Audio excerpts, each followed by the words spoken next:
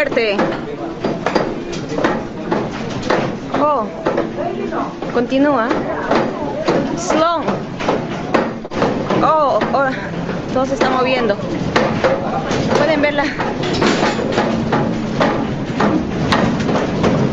Estoy asustada. Es demasiado fuerte. Oh, Dios mío, es demasiado fuerte. Dios mío. Oh, Dios. Oh, es demasiado fuerte.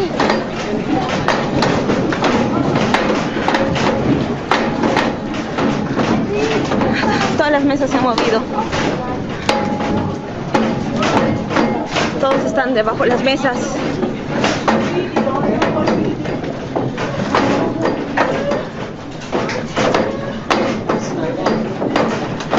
Finish.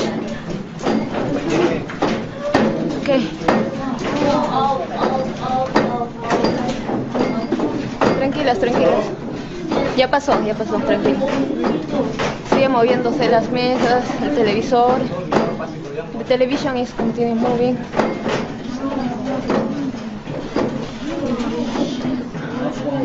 Oh, Dios. It's okay.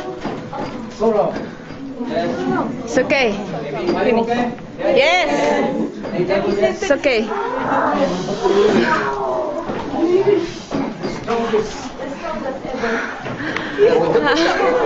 Te asusta un poquito.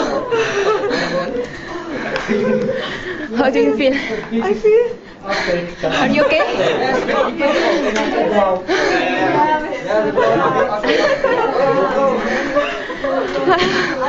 All of us we are okay. Las mesas se han movido. Oh, Dios. Get your things.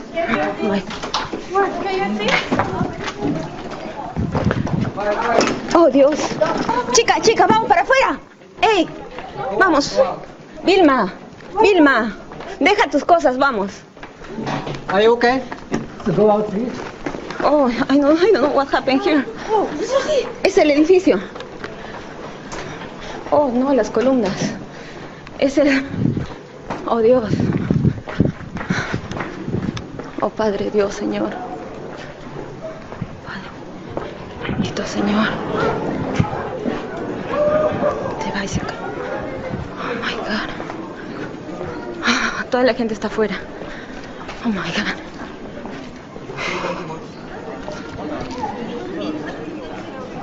Todos estamos fuera.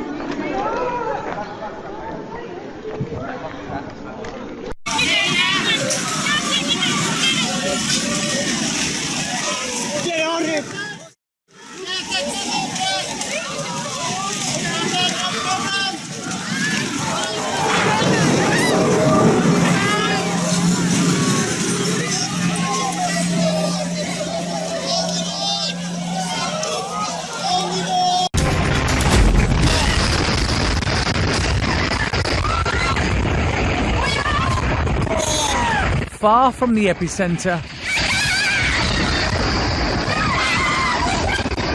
but the terrifying power just the same.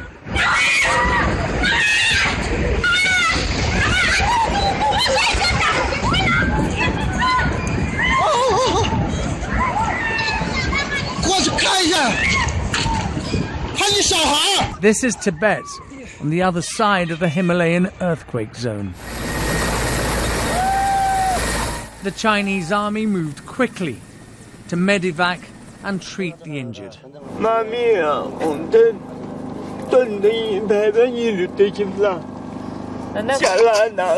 When it happened, my house toppled within the blink of an eye.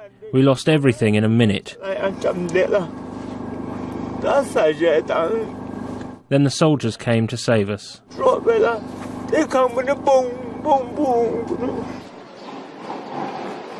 It's been 3 days since the 7.8 magnitude quake struck. And on the other side of the Himalayas, in Nepal, the desperate search for survivors is still the #1 priority. Trapped under rubble and collapsed buildings, there's still every chance of finding more people. There may be possibility of some live victim. As we have seen in Bangladesh, after 17 days, one live victim is extricated from the rubble. There are rescue teams from all over the world lending their expertise. And there are successes. Broken and bruised, but still breathing.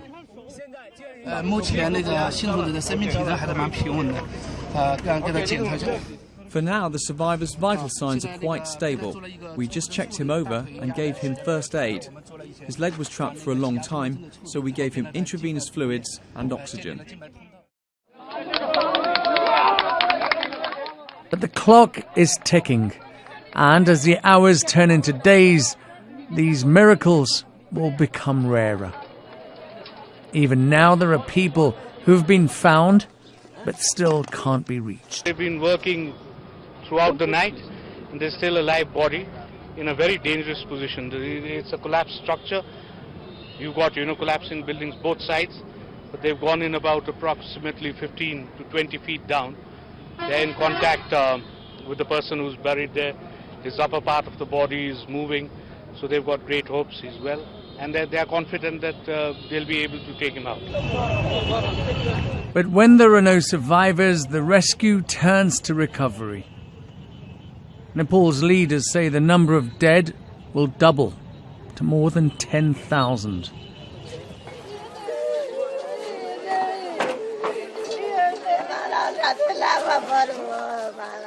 And with sights like this, it's easy to understand why. These funeral pyres, part of the mass cremations taking place across the country in accordance with Nepal's Hindu tradition. The immediate focus has been on Kathmandu, but that is slowly beginning to change. Entire hillside communities have been wiped out. Cut off by landslides, isolated, and in need of urgent help. Rescue teams are beginning to get to some of these places.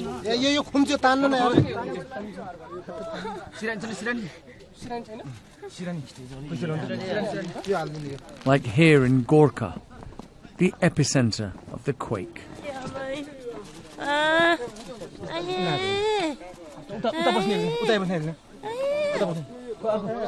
Helicopters the only way in, and the only way to get the injured out for treatment. But resources are limited. Getting around to everyone will take time.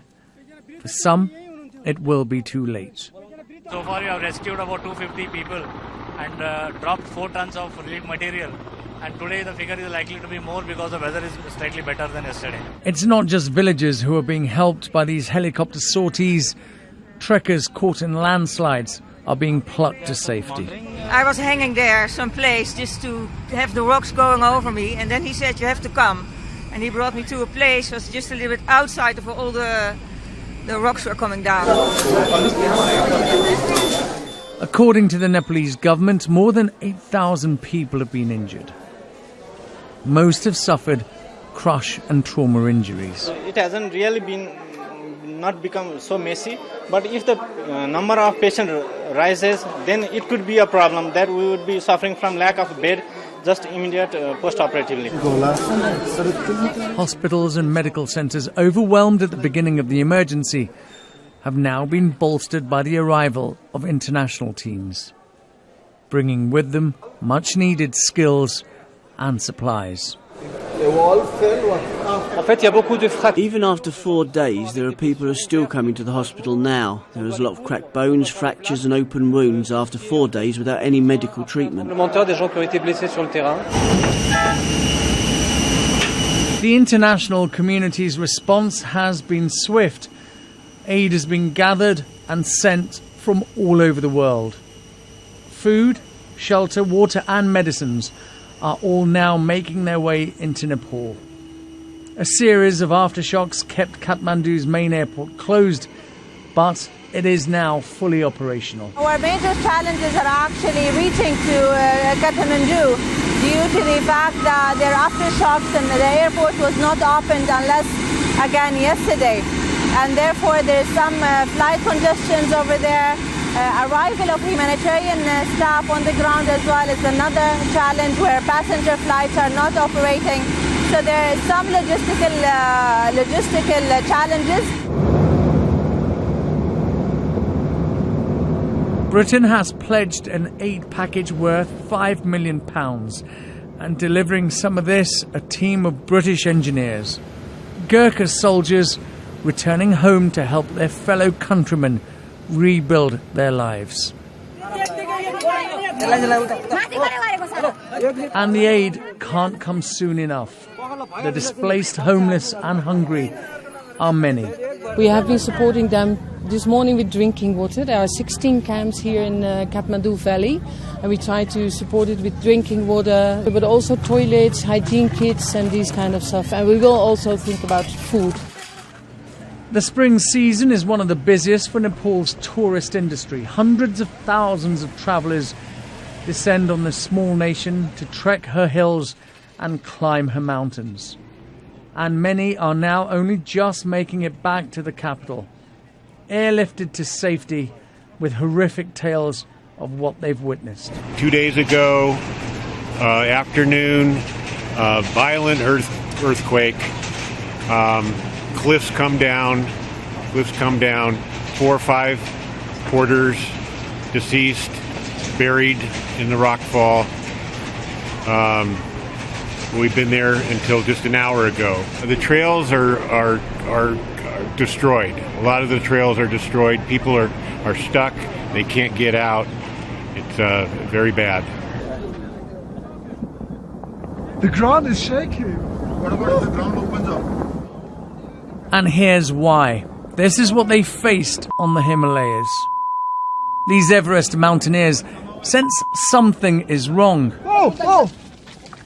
And then, in a few terrifying seconds, they realise.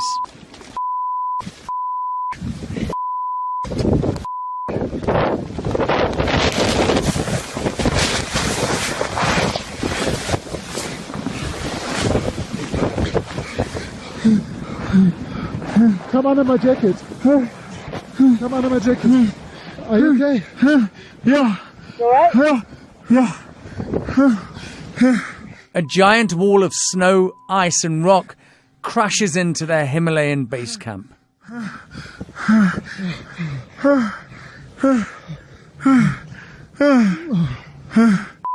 Still alive, sheltering under a jacket and trying to take in what has just happened.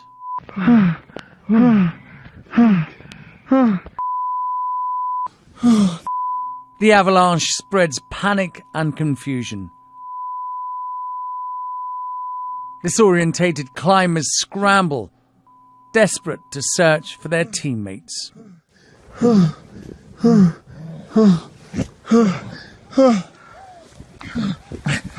wait. They have no idea if there are more landslides to follow, but know that they must account quickly for any missing people. Tent. The camp has been wiped out. Maybe in the kitchen tent. Yeah, maybe. Right. Stay together. And we try to... Some climbers have been killed and others have been injured. The kitchen tent. I told the group to get down. It just it was like 4,000 feet of snow just kind of coming, and there's nowhere to run. So I told everybody to get down, and then I put my hands over my head and just buried myself as much as I could. And basically the snow hit. It's about 45 seconds or a minute for it to go by. All our tents were gone, and then people were pushed. Like a guy who stood in front of me was now 30 feet over there. And we're missing one person that we don't know if she's alive or dead. There were more than 800 people at different altitudes on the mountain when the quake triggered the avalanche.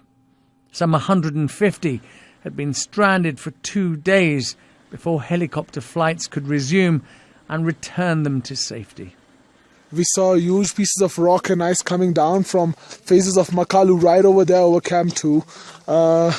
Yesterday we saw some more ice coming down from here, but it was okay. The close call which we had was with the ice which broke down from here, and it all came down towards us.